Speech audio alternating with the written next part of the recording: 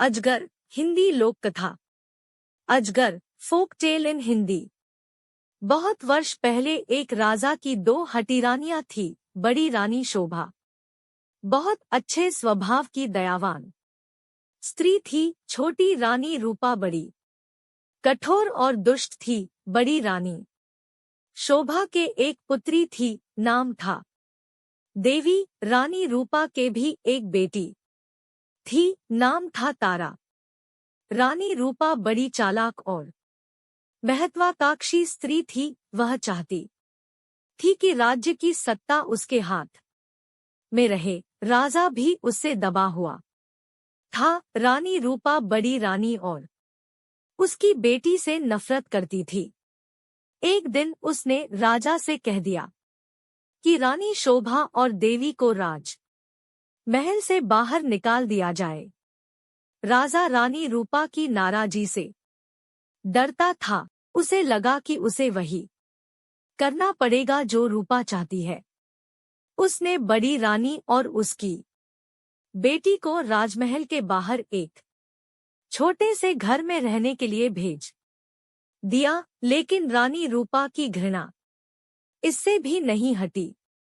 उसने देवी को आज्ञा दी कि वह प्रतिदिन राजा की गायों को जंगल में चराने के लिए ले जाया करे। रानी शोभा यह अच्छी तरह जानती थी कि यदि देवी गायों को चराने के लिए गई तो रानी रूपा उन्हें किसी और परेशानी में डाल देगी। इसलिए उसने अपनी लड़की से कहा कि वह रोज सुबह गायों को जंगल में चरने के लिए ले जाया करे और शाम के समय उन्हें वापस ले आया करे। देवी को अपनी माँ का कहना तो मानना ही था, इसलिए वह रोज सुबह गायों को जंगल में ले जाती। एक शाम जब वह जंगल से घर लौट रही थी तो उसे अपने पीछे एक धीमी सी आवाज सुनाई दी, देवी देवी, क्या तुम मुझसे विवाह करोगी?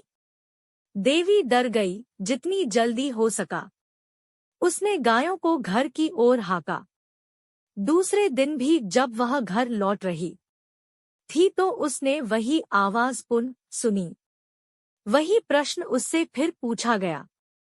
रात को देवी ने अपनी माँ को उस आवाज के बारे में कहा। माँ सारी रात इस बात पर विचार करती रही। सुबह तक उसने निश्चय कर लिया कि क्या किया जाना चाहिए।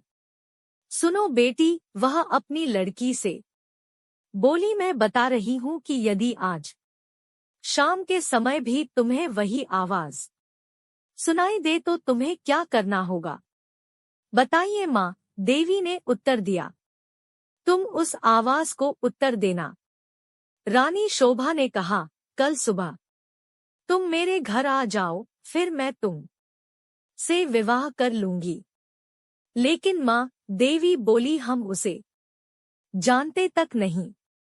मेरी प्यारी देवी, माँ ने दुखी होकर कहा, जिस स्थिति में हम जीवित हैं उससे ज्यादा बुरा और क्या हो सकता है। हमें इस प्रस्ताव को स्वीकार कर लेना चाहिए। ईश्वर हमारी सहायता करेगा। उस संध्या को जब देवी गायों को लेकर लौट रही थी उसे वही आवाज फिर सुनाई दी।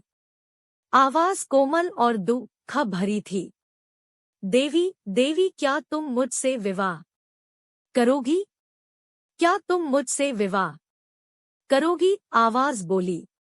देवी रुक गई। उसने पीछे मुड़कर देखा लेकिन उसे कोई नहीं दिखाई दिया। वह हिचकिचाई। वह वहां से भाग जाना चाहती थी लेकिन फिर उसे माँ के शब्द याद आ गए। वह जल्दी से बोली, हाँ, यदि तुम कल सुबह मेरे घर आ जाओ तो मैं तुम से विवाह कर लूंगी। तब वह बड़ी तेजी से गायों को हाँकती हुई घर चली गई। अगले दिन सुबह रानी शोभा जरा जल्दी उठ गई। उसने जाकर बाहर का दरवाजा खोला देखने के लिए कि कोई प्रतीक्षा तो नहीं कर रहा। वहां कोई भी न था। अचानक उसे एक धक्का सा लगा और वह स्तब्ध रह गई। एक बड़ा अजगर कुंडली मारे सीढ़ियों पर बैठा था। रानी शोभा सहायता के लिए चिल्लाई। देवी और नौकर भागे भागे आए कि क्या बात है। तभी एक आश्चर्यजनक बात हुई। अजगर बोला, नमस्कार। उसका स्वर बहुत विनम्र था। मुझे निमंत्रित किया गया था, इसलिए मैं आया हूँ। आपकी लड़की ने मुझसे वायदा किया था कि यदि मैं सुबह घर आ सकूं तो वह मुझसे विवाह कर लेगी। मैं इसलिए आया हूँ। रानी शोभा की समझ में नहीं आ रहा था कि वह करे तो क्या करे। उसे तो यही आशा थी कि किसी दिन कोई सुंदर नौजवान उसकी लड़की से विवाह करने आएगा। उसने यह कभी नहीं सोचा था कि वह अजगर होगा। एक नौकर भागकर रानी रूपा के पास गया और उसने सारी घटना बतला दी। रानी यह सुनकर प्रसन्न हुई। वह उसी समय अपने नौकरों के साथ रानी शोभा के घर गई। यदि राजकुमारी देवी ने किसी के साथ विवाह का वायदा किया है, वह बोली, तो उसे अपना वायदा अवश्य निभाना चाहिए। रानी होने के कारण यह देखना मेरा कर्तव्य है कि वह अपना वायदा पूरा करे। उसी दिन विवाह हो गया। रानी शोभा और देवी के लिए यह कोई प्रसन्नता का समय नहीं था, लेकिन इतने दुर्भाग्य सहने के बाद वे किसी भी प्रकार की विपत्ति का सामना करने को तैयार थी। विवाह के पश्चात अजगर अपनी पत्नी के साथ उसके कमरे में गया। सारी रात रानी शोभा ने प्रार्थना करते हुए बिताई कि उसकी बच्ची ठीक ठाक रहे। दूसरे दिन बड़े सवेरे उसने देवी के कमरे का दरवाजा खटखटाया। एक सुंदर नवयुवक ने दरवाजा खोला। देवी उसके पीछे खड़ी थी।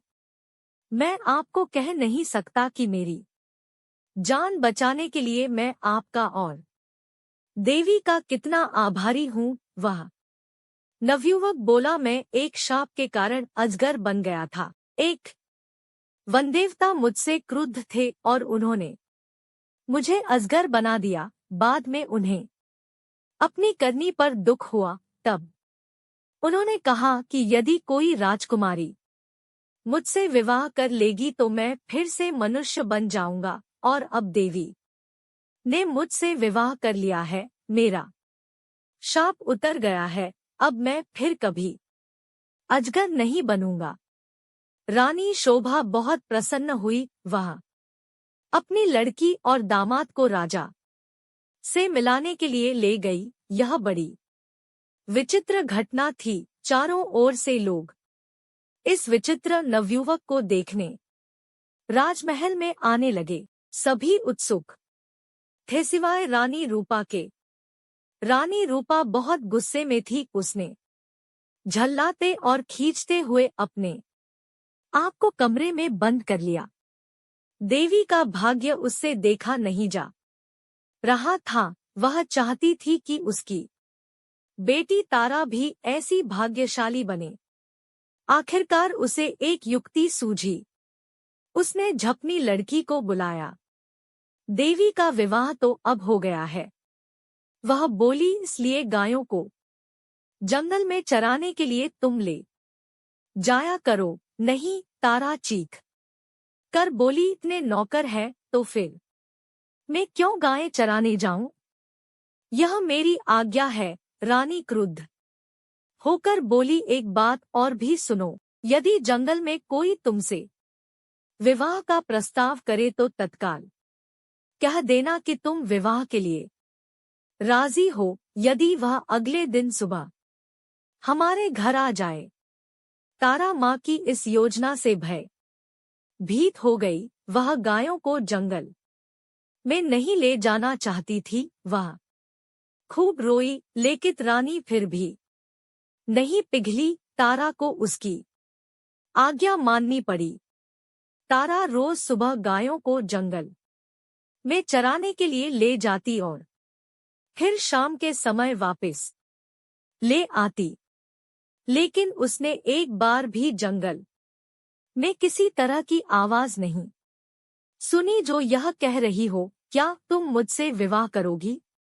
फिर भी रानी निराश नहीं हुई। जंगल में कोई अजगर तो था नहीं जो तारा से विवाह का प्रस्ताव करता, इसलिए उसने खुद अजगर ढूंढने का निश्चय किया। उसने अपने नौकरों को एक अजगर लाने की आज्ञा दी। बहुत खोज करने पर काफी दिनों पश्चात उन्हें एक बहुत बड़ा अजगर मिला। उसे पकड़ कर वे राजमहल में ले आए। आखिरकार रानी का अभिप्राय पूरा हो गया और उसने तारा का विवाह इस अजगर से कर दिया। अब रानी को संतोष हुआ। विवाह की रात तारा तथा अजगर को एक कमरे में बंद कर दिया गया।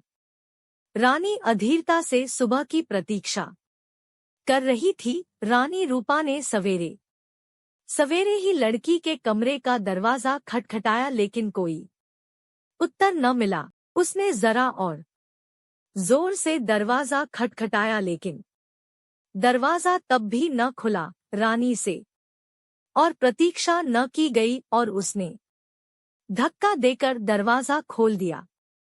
मोटा अजगर जमीन पर पड़ा हुआ था, लेकिन तारा का कहीं पता नहीं था।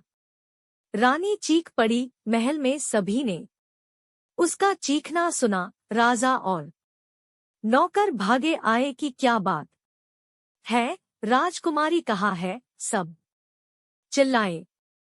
वह तो अजगर के पेट में होंगी, रसोइया बोला।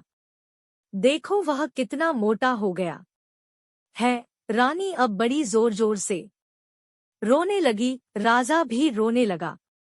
रसोइया अपना सबसे बड़ा चाकू ले आया। वह बोला, यदि वह अब तक जीवित हुई तो मैं राजकुमारी को बचाने की कोशिश करूंगा। उसने अजगर का पेट चीर डाला। तारा अच्छी भली जीवित थी। रसोइये ने उसे बाहर खींचा। वह चीख मारकर अपनी मां की तरफ भागी।